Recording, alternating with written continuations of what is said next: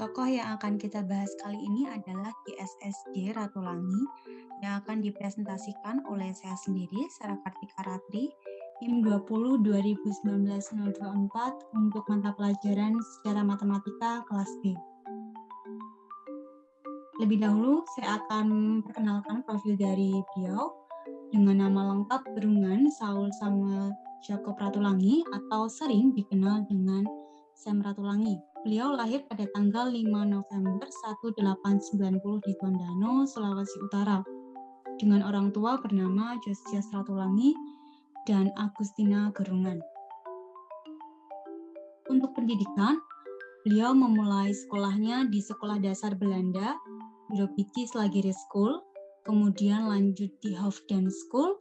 Untuk sekolah menengah teknik pendingin Wilhelmia, ini setingkat dengan SMA, kemudian melanjutkan tingkat universitas di University van Amsterdam dan University of Zurich.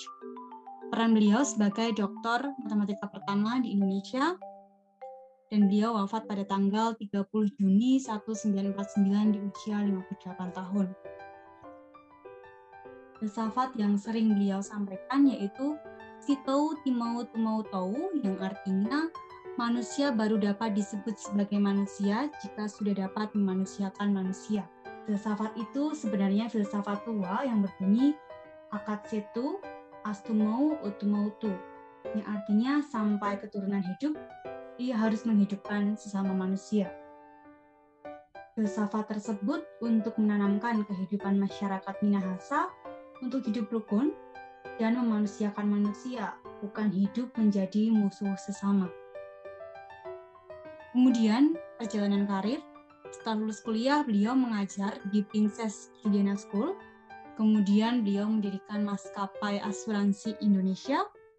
Beliau juga sempat menjabat sebagai sekretaris Dewan Minahasa, di mana selama menjabat, beliau berhasil menghapus sistem kerja paksa dan membuka transmigrasi ke Minahasa Selatan. Beliau juga menjadi anggota Volksraad atau lebih dikenal dengan Dewan Rakyat atau Lembaga Perwakilan Rakyat Indonesia. Selama menjadi anggota Volksraad, dia mengajukan tuntutan terhadap pemerintahan Belanda untuk menghapuskan perbedaan politik, ekonomi, dan pendidikan antara orang Belanda dan orang Indonesia. Setelah itu, beliau mendirikan Partai Persatuan Minahasa. Beliau juga mendirikan sebuah organisasi bernama Organisasi Kaum Sarjana Indonesia. Setelah itu, beliau menjadi anggota PPKI, yang saat itu PPKI berhasil membuat Undang-Undang Dasar. Setelah itu, beliau menjabat sebagai Gubernur Sulawesi pertama.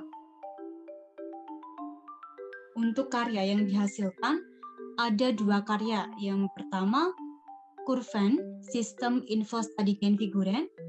Ini berupa buku, dan melalui buku tersebut, beliau mendapat gelar Doktor di Natur Filosofi untuk ilmu pasti dan ilmu alam di Universitas Zurich. Buku yang kedua adalah Indonesia in the Pacific Problemen van de Aziatische, di mana dalam buku tersebut, Sam Ratulangi membagi Indonesia, yaitu negeri konsumen, negeri sumber bahan mentah, dan negeri tempat penanaman modal. Sebenarnya banyak sekali karya yang beliau hasilkan, namun hanya ada dua karya yang berhasil dipublikasikan ke umum, karena pada saat itu Indonesia masih dikuasai oleh orang-orang Belanda. Untuk penghargaan yang beliau dapatkan, yang pertama ada Bintang Mahaputra tingkat pertama, Tanda Penghormatan Satya Lencana Perintis Pergerakan Kemerdekaan, Tanda Jasa Pahlawan, Piagam Tanda Kehormatan Dewan Pers, Piagam untuk para keluarga pahlawan, dan sebagai pahlawan nasional. Untuk gelar pahlawan nasional pada tahun 2016, Kementerian Keuangan mengeluarkan uang pecahan 20.000 yang bergambar wajah Sam Ratulangi. Nama Sam Ratulangi juga dijadikan sebagai bandara di Manado, yaitu Bandara Sam Ratulangi. Nama Sam Ratulangi juga diabadikan sebagai nama Universitas di Manado. Sam Ratulangi merupakan sosok atau tokoh yang sangat berpengaruh di Minahasa.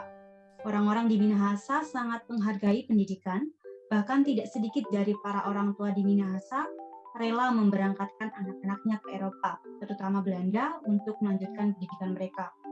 Sam Ratulangi telah mengecap pendidikan di beberapa tempat dan mendapat banyak pengalaman. Sam Ratulangi juga aktif di beberapa organisasi mahasiswa, dunia politik, dan dunia jurnalistik. Banyak juga karya yang telah diciptakan oleh Sam Ratulangi berdasarkan pengalaman dan hasil pemikirannya, namun hanya sedikit yang dapat dipublikasikan. Sam Ratulangi sudah banyak berkontribusi untuk mempertahankan Sulawesi agar tidak jatuh ke tangan Belanda. Berkatnya, NKRI yang dahulu memiliki sebutan Hindia Belanda kini berganti menjadi Indonesia.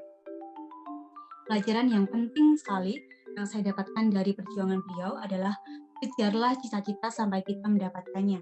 Jadikan cibiran orang-orang sebagai motivasi untuk melangkah maju dan buktikan kita pantas mendapatkan semua itu. Demikian presentasi dari saya. Bila ada kesalahan atau kekurangan, saya minta maaf. Terima kasih.